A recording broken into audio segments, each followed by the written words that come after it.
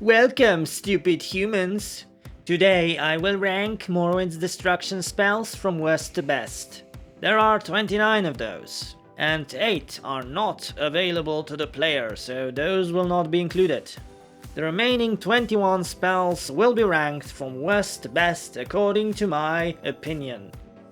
I will take into account how expensive the spell is, the overall usefulness, the number of possible uses I can think of, and any possible alternatives or drawbacks.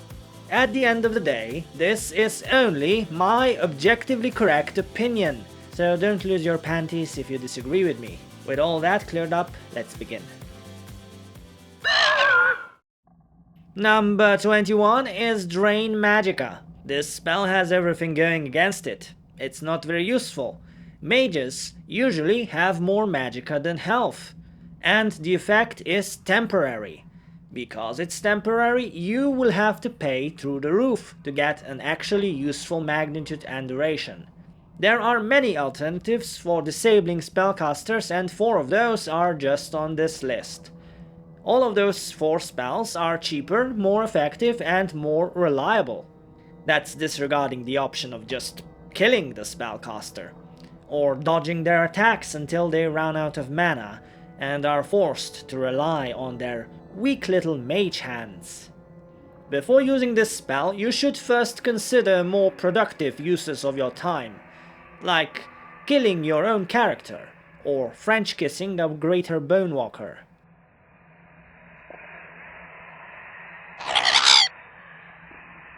Number 20 is Disintegrate Weapon. Disintegrate wouldn't be that bad if not for one thing. Weapon condition is too high for how much Disintegrate costs. You see, for example, Snowy Granius has a war axe with the maximum condition of 800. You will need to cast a spell of Disintegrate 100 point 8 times in order to destroy this iron weapon. With all the magicka used, you could have comfortably killed Snowy Granius at least 16 times, using poison, the most expensive damage form, and without spreading the damage over a longer duration, so just the most expensive possible option. The weapon condition gets greater the better the material gets. The exception to this are glass weapons, which can be destroyed relatively easily and quickly for how good they are. But it would be more efficient to just kill the target and be done with it, and it's not even close. Number 19 is Disintegrate Armor. It's higher than Disintegrate Weapon because armor generally has less health. But this positive is not quite as good as it sounds, because if the enemy has multiple armor pieces, Disintegrate will not damage all of them at the same time. It will just damage one. Another reason why it's ahead of Disintegrate Weapon is because there is a very specific, concrete in-game example where using Disintegrate is a better idea than aggravated murder. There is an important person called Divinci who has a full set of Daedric armor minus the helmet and shield that needs to otherwise be killed, or the armor needs to be collected from all over Morrowind.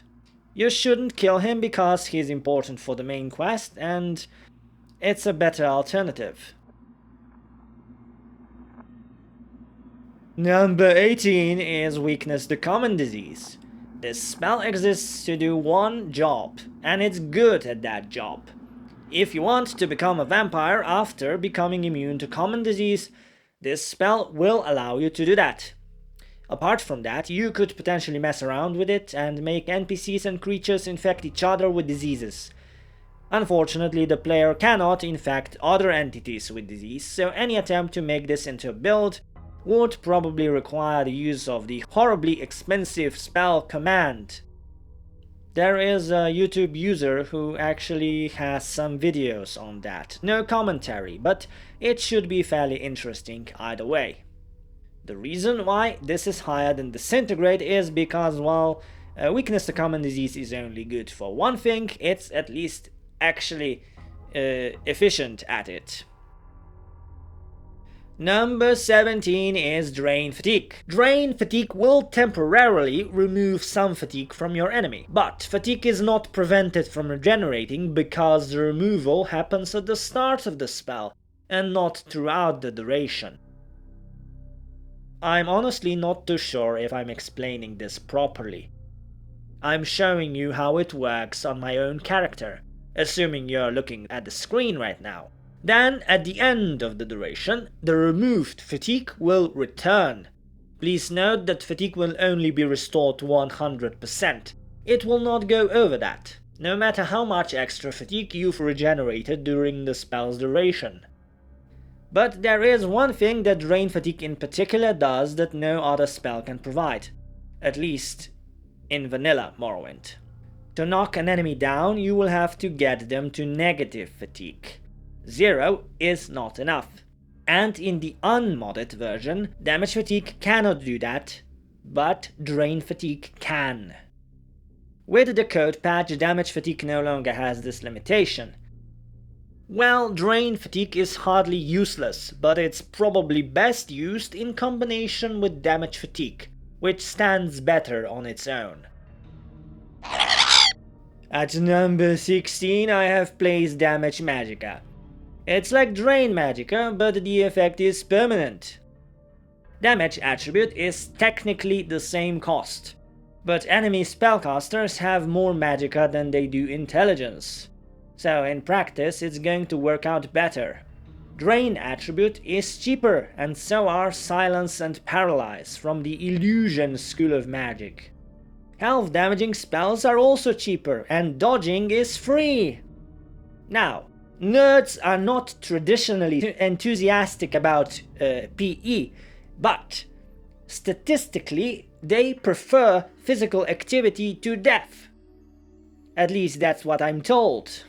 This spell might be more useful as an enchantment, but even then it still has to compete with all those other effects. It does have more opportunities to be useful than the earlier spells, and it does disable spellcasters faster and cheaper than Disintegrate does, well, anything. Number 15 is Weakness to Frost. All weaknesses will be in this overall section because they aren't very useful on their own. They need another spell to work with. Brace yourself. You are about to hear my bullshit excuse for why Weakness to Frost is the worst. Here it goes. Frost and fire damage both have the lowest cost, while all the other forms of permanent damage are more expensive. Meanwhile, all the weakness spells cost the same. Meaning that with shock and poison it becomes worth using weakness earlier.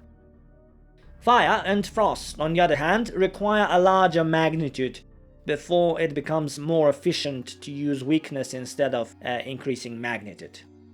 I am placing weakness to frost lower than weakness to fire because I generally like fire more than frost. More on that later. Number 14 is of course your mum. If your mum's name was Weakness to Fire. There's not much to be said here that I didn't already tell you.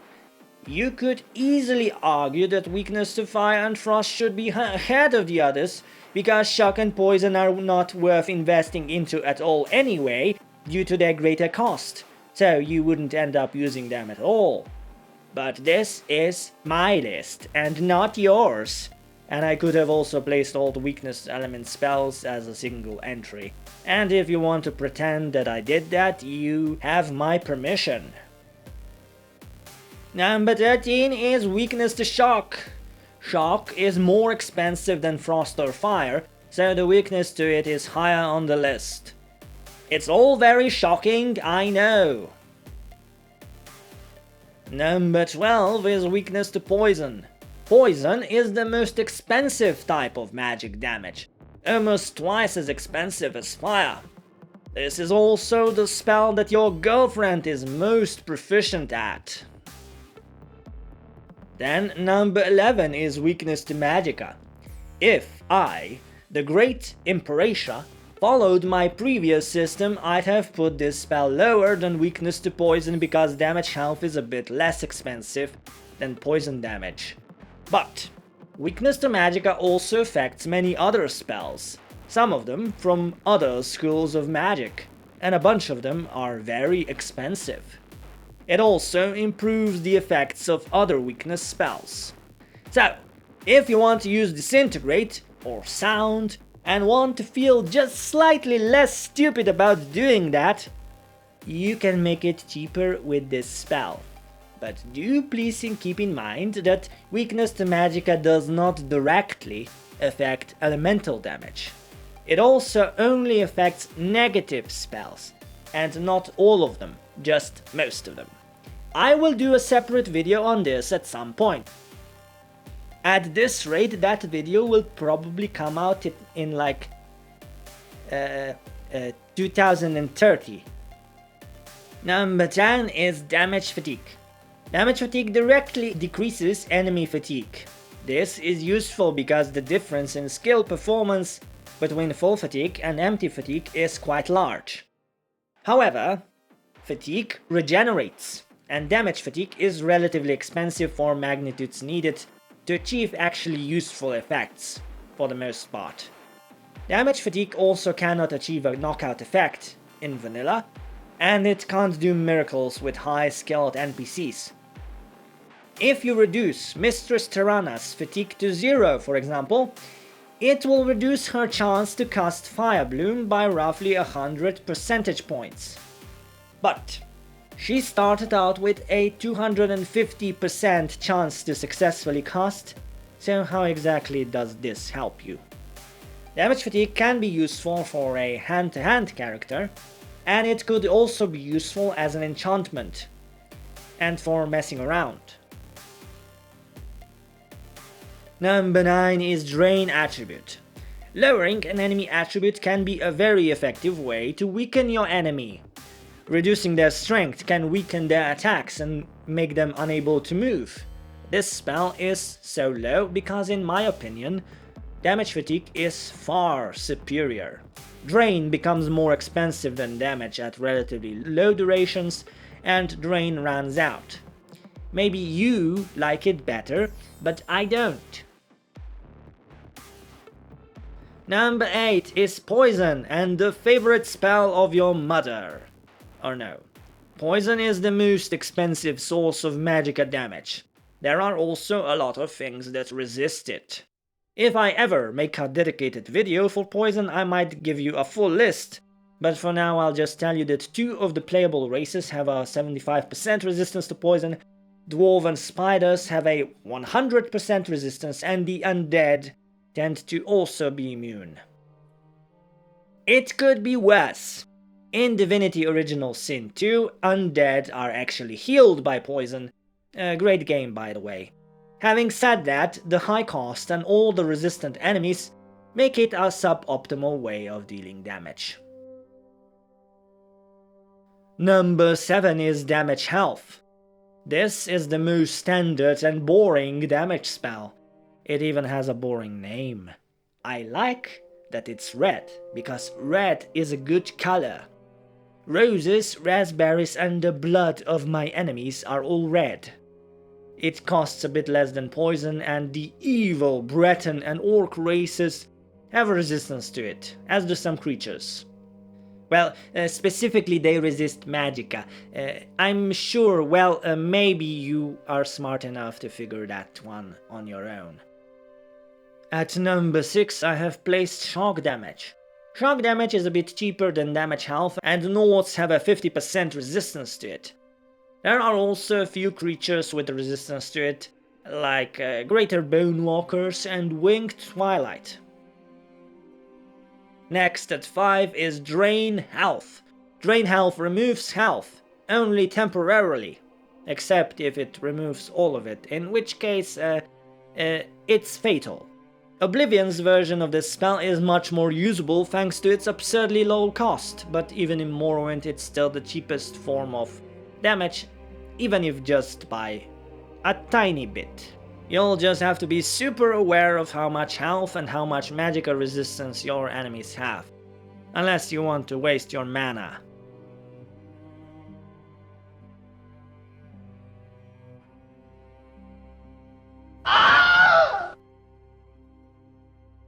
Number 4 is Drain Skill. Its effect on enemy performance is strong, but it's also very specific. You'll have to drain the exact skill that the enemy is using, otherwise it's useless. So you'll have to make lots of different spells. But reducing an enemy's skill to 0 or even just to 15 is no joke. It would be best to use Drain Skill against a single powerful enemy, but against a group of enemies with different skills, it might be more work than it's worth. Number 3 is Damage Attribute. Reducing strength will make enemies hit less hard, reducing agility makes their weapon skills less reliable, and reducing intelligence removes their available magicka. Now, I know that you already know what having low intelligence feels like. Regardless, it's a permanent weakening of your enemy, and most importantly, I like it.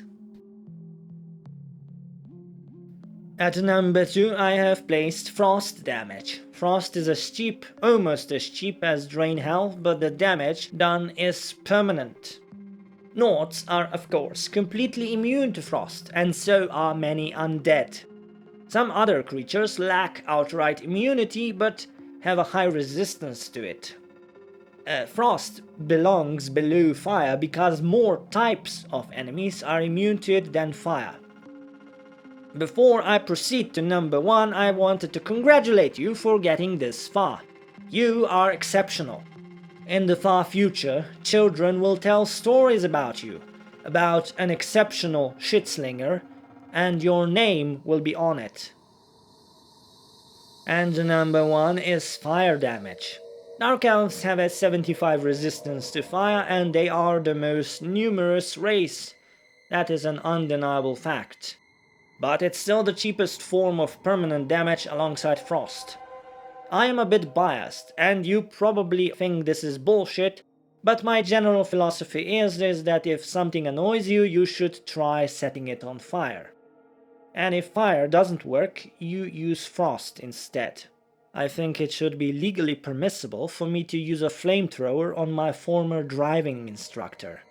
Sometimes I wake up in the morning and I smile at the image of him burning in hell, but then I remember that, regrettably, he's still alive. Well, fire wins this contest in my objectively correct opinion, but it is a bittersweet victory. It's a bit sad that direct combat spells are so much better than the indirect ones, not just in destruction but overall. Morrowind has so many interesting effects, but without mods, direct damage reigns supreme, and that's a bit boring. Now, stay here, don't move, if you're interested in where I'd place the 8 unavailable spells. If you aren't, go stub your toe or something. At the very bottom at 29 I would put Vampirism. Vampirism on its own doesn't really do anything, it just changes your appearance and adds the Vampirism status effect. The positive and negative effects are actually added separately. If they weren't, the use of this spell would be even more counterproductive. It would be a hostile spell that would make your target physically stronger. Number 28 is Weakness to Corpus. It's a weakness effect that makes it easier to catch Corpus from the one NPC in the game that has it. And if the player gets it, they can't spread it themselves. Number 27 is Stunted Magicka. It makes the target unable to regenerate by resting, which would be useless because it's never going to come into play. Stunted Magicka would be great in real life. There is a horrible witch on the ground floor in the building in where I work, and I wish she would lose her mana. Number 26 is Weakness to Blight Disease.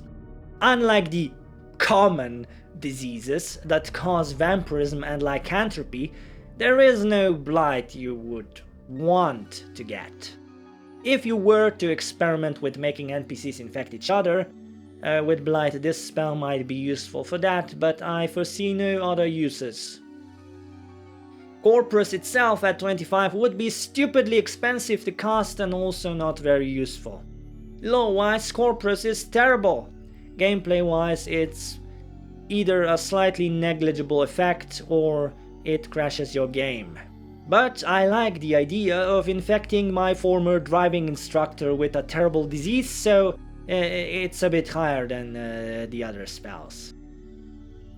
Now, at 18, I have put weakness to normal weapons, a bit higher than the others.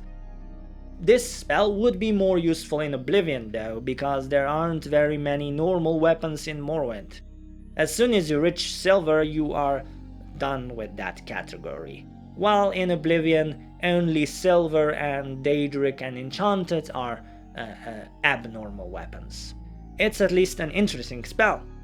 I want to use it, but it's most often better to just buy a weapon made out of better materials. It also means you couldn't enchant it on your weapon, because as soon as you enchant it on a weapon, it stops being a normal weapon. Now, way higher, I've put sun damage at 10.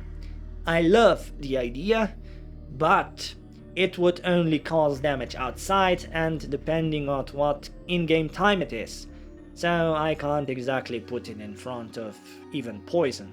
To be frank, this position at 10 is probably still too inflated, but whatever. I actually wanted to make a custom sun damage spell in the construction set, but it didn't let me, so it might not even work properly when used that way. And finally, I would put the damage skill at number 4. I was tempted to put it higher because reducing skills is so very effective. But I decided to be more conservative about it because damage skill is still very specific and I can't justify putting it higher than damage attribute. Mostly because of damage strength. You have come far, young apprentice. If you have reached this point, please tell me why your horse is amazing in the comment section. Actually, maybe I don't want to know. Don't tell me. But I am very thankful that you watched, and see you later. Hopefully soon.